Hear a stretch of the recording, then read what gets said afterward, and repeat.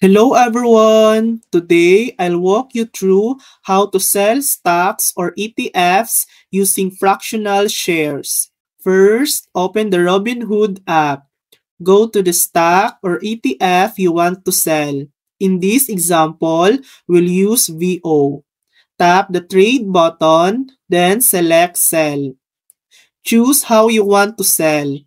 You can sell in whole shares or sell using dollar amounts. Great if you're using fractional shares. For example, let's sell $5 worth of VO. Enter the amount, type in the dollar value you want to sell, then tap review. Robinhood will show how many fractional shares that amount equals. In this case, about 0.969 shares. Confirm and swipe. When everything looks good, swipe up to confirm. And that's it. You just sold your shares.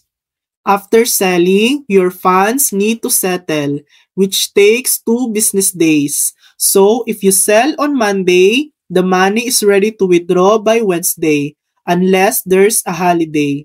And that's it.